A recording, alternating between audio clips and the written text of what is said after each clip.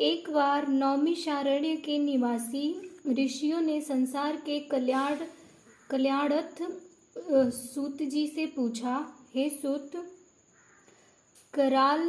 कलिकाल में लोगों के बालक किस तरह दीर्घायु होंगे, सो कहिए।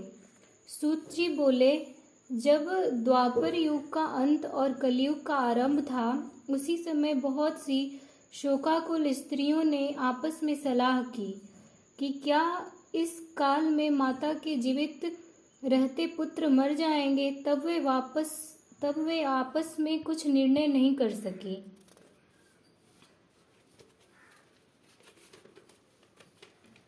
तब गौतमी जी के पास पूछने के लिए गई।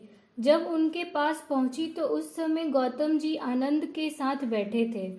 उनके सामने जाकर उन्होंने मस्तक झुकाकर प्रणाम किया। तदंतर स्त्रियों ने पूछा, हे प्रभु, इस कलयुग में लोगों के पुत्र किस तरह जीवित रहेंगे? इसके लिए कोई व्रत या तप हो तो कृपया करके बताइए। इस तरह उनकी बात सुनकर गौतम जी बोले, आपसे मैं वही बात कहूँगा जो मैंने पहले से सुन रखा है। गौतम जी ने कहा, जब महाभारत युद्ध का अंत हो गया और द्रोणपुत्र अश्वत्थामा के द्वारा अपने बेटों को मारा देखकर सब पांडव बड़े दुखी हुए, तो पुत्र के शोक में व्याकुल होकर द्रौपदी अपने सखियों के साथ ब्राह्मण श्रेष्ठ धैम्य के पास गई और उसने धौम्य से कहा, हे विपेंद्र, कौन सा उपाय करने से बच्चे दीर्घायु हो सकते हैं? तब आप कृपा करके ठीक ठीक कहिए। धौम्य बोले, सतयुग में सत्य वचन बोलने वाला, सत्चारण करने वाला समदर्शी जीमूत वाहन नामक एक राजा था। एक बार वह अपने स्त्री के साथ अपनी ससुराल गया और वहीं रहने लगा। एक दिन आधी रात के समय पुत्र के शोक में व्याकुल कोई स्त्री रोने लगी, क्योंकि वह अपने बेटे के दर्शन से निराश हो चुकी थी। उसका पुत्र मर चुका था। वह रोती हुई कहती थी, हाय, मुझे बूढ़ी माता के सामने मेरे बेटा मर जा रहा है। उसका रुदन सुनकर राजा जीमूतवाहन का तो मानो हृदय विदीर्ण हो गया। वह तत्काल उस स्त्री के पास गया और उससे पूछा, तुम्हारा बेटा कैसे मरा है? बुढ़ी ने कहा, गरुड़ प्रतिदिन आकर गांव के लड़कों को खा जाता है। इस पर उस दयालु राजा ने कहा, माता, अब तुम रो मत, आनंद से बैठो, मैं तुम्हारे बच्चे को बचाने का यत्न करता हूँ। ऐसा कहकर राजा उस स्थान पर गया जहाँ गरुड़ आकर प्रतिदिन मांस खाया करता था। उसी समय गरुड़ भी उस पर टूट पड़ा और मांस खाने लगा। जब अतिशय तेजस्वी गरुड़ ने राजा का बायां अंग खा लिया तो झटपट राजा ने अपना दाहिना अंग फेर कर गरुड़ के सामना करने लगा। यह देखकर गरुड़ जी ने कहा, तुम कोई देवता हो? कौन हो तुम? मनुष्य तो नहीं जान पड़ते। अच्छा, अपना जन्म और कुल बताओ। पीड़ा से व्याकुल मन वाले राजा ने कहा, हे पक्षीराज, इस तरह के प्रश्न करना व्यर्थ है। तुम अपनी इच्छा भर मेरा मांस खाओ। यह सुनकर गरुड़ रुक गए और बड़े आदर से राजा के जन्म और कुल की बात पूछने लगे। राजा ने कहा, मेरी माता का नाम है शव्या और मेरे पिता का नाम है शालिवाहन है। सूर्यवंश में मेरा जन्म हुआ है और जीमूतवाहन मेरा नाम है। राजा की दयालुता देखकर गरुड़ ने कहा, हे महाभाग, तुम्हारे मन में जो अभिलाषा हो वह वर मांगो। यदि आप मुझे वर दे रहे हैं तो वर दीजिए कि आपने अब तक जिन प्राणियों को खाया है वे सब जीवित हो जाएं। हे स्वामिन, अब से आप यहाँ बालकों को न खाएं और कोई ऐसा उपाय करें कि जहाँ जो उत्पन्न हो वे लोग बहुत दिनों तक जीवित रहें। धौम्य ने कहा कि पक्षीराज गरुड़ राजा को वरदान देकर स्वयं अमृत लाने के लिए नागलोक चले गए। वहां से अमृत लाकर उन्होंने उस मरे मनुष्य की हड्डियों पर बरसाया। ऐसा करने से सब लोग जीवित हो गए जिनको कि पहले गरुड़ ने खाया था। राजा के त्याग और गरुड़ की कृपा से वहां वालों का बहुत कष्ट दूर हो गया। उस समय राजा के शरीर की शोभा दूनी हो गई थी। राजा की दयालुता देखकर गरुड़ ने फिर कहा, मैं संसार के कल्याणार्थ एक और वरदान दूंगा। आज अश्विन कृष्ण सप्तमी से रहित शुभ अष्टमी तिथि है।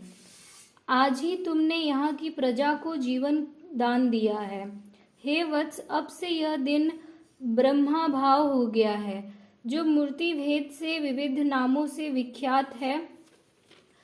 वही त्रिलोक्य से पूजित दुर्गा अमृत प्राप्त करने के अर्थ में जीवित पुत्रिका कहलाई है। सो इस तिथि को जो स्त्रियां उस जीवित पुत्रिका की और कुश की आकृति बनाकर तुम्हारी पूजा करेंगी तो तीनों दिन उनका सौभाग्य बढ़ेगा। दिनों दिन उनका सौभाग्य बढ़ेगा और वंश की भी बढ़ती होती रहेगी। हे महाभाग, इस विषय में विचार करने की भी आवश्यकता नहीं है। हे राजन, सप्तमी से रहित और उदय तिथि की अष्टमी को व्रत करें, यानी सप्तमी विध अष्टमी जिस दिन हो उस दिन व्रत ना कर शुद्ध अष्टमी को व्रत करें और नवमी में पारण करें। यदि इस पर ध्यान ना दिया गया तो फल नष्ट हो जाएगा और सौभाग्य और अवश्य ही नष्ट हो जाएगा। जीमूत वाहन को इस तरह वरदान देकर गरुड़ वैकुंठ धाम को चले गए और राजा भी अपनी पत्नी के साथ अपने नगर को वापस चले आए। धौम्य द्रौपदी से कहते हैं, हे देवी, मैं यह अतिशय दुर्लभ व्रत तुमको बताया है। इस व्रत के करने से बच्चे दीर्घायु होते हैं। हे देवी, तुम भी पूर्वोक्त विधि से यह व्रत और दुर्गा जी का पूजन करो, जो तुम्हें अभिलाषित फल प्राप्त होगा। मुनिराज धौम्य की बात सुनकर द्रौपदी के हृदय में एक प्रकार का कौतूहल उत्पन्न हुआ और पुरावशिनी स्त्रियों को बुलाकर उसके साथ यह उत्तम व्रत किया। गौतम ने कहा, यह व्रत और उसके प्रभाव को किसी एक चिन्ह से सुन लिया और अपनी सखी सियारिन को बताया। इसके बाद पीपल वृक्ष की शाखा पर उस चिल ने और उसी वृक्ष के एक खोते में बैठकर सियारिन ने भी व्रत किया। फिर वही चिल ने किसी उत्तम ब्राह्मण के मुंह से यह कथा सुन आई और पीपल के खोते में बैठी हुई अपनी सखी को सुनाया। सियारिन ने आधी कथा सुनी थी कि उसे भूख लग गई और वह उसी समय शव से भरे हुए शमशान में पहुंची। वहां उसे इच्छा भर मांस का भोजन किया और चिल बिना कुछ खाए पिए रह गई और सवेरा हो गया। सवेरे वह गौशाले में गई और वहां गौ का दूध पिया। इस तरह नवमी को उसने पारण किया। कुछ दिनों बाद वे दोनों मर गईं और अयोध्या में किसी धनी व्यापारी के घर में जन्मी। संयोग से उन दोनों का जन्म एक ही घर में हुआ, जिसमें सियारिन ज्येष्ठ और चिल छोटी। वे दोनों सभी शुभ लक्षणों से युक्त थी, इसीलिए बड़ी लड़की काशीराज के और छोटी उनके मंत्री के साथ गृहपत्य अग्नि के सामने विधि पूर्वक ब्याही गई। पूर्व जन्म के फल कर्म से वह मृगनयनी रानी हुई। जिस किसी भी संतान को उत्पन्न करती वह मर जाती थी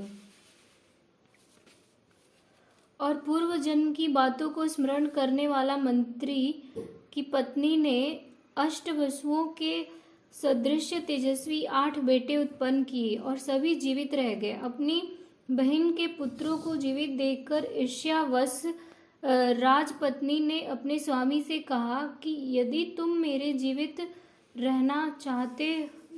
मुझे जीवित रखना चाहते हो तो इस मंत्री के भी पुत्रों को उसी जगह भेज दो जहाँ की मेरे बेटे गए हैं।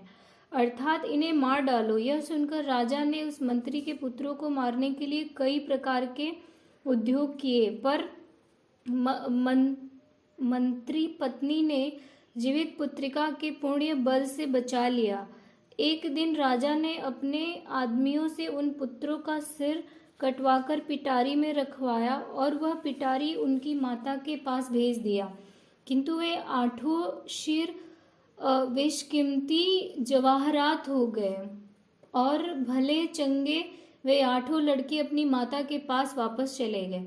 उनको जीवित देखकर राजपत्नी को बड़ा विस्मय हुआ। अंत में वह मंत्री की पत्नी के पास आई और उसने पूछा, बहन, तुमने कौन सा ऐसा पुण्य किया कि जिससे बार बार मरे जाने पर भी तुम्हारे बेटे मरते नहीं? इस पर मंत्री की पत्नी ने कहा, पूर्व जन्म में मैं चील थी और तुम सियारिन। हमने और तुमने साथ साथ जीवित पुत्रिका का व्रत किया था। तुमने व्रत के नियमों का भली भांति पालन नहीं किया था और मैंने किया था। इसी दोष से हे बहन, तुम्हारे बेटे नहीं जीते हैं। वो राजरानी, अब भी तुम उस जीवित पुत्रिका व्रत को करो तो तुम्हारे बेटे दीर्घायु होंगे। मैं तुमसे सच सच कह रही हूँ। उसके कथानुसार रानी ने व्रत किया, तभी से उनके कई बेटे सुंदर और दीर्घायु होकर बड़े बड़े राजा हुए। सूत जी कहते हैं कि सब प्रकार का आनंद देने वाला मैंने यह दिव्य व्रत बतलाया। स्त्रियां चिरंजीवी संतान चाहती हो तो वे विधि पूर्वक यह व्रत करें।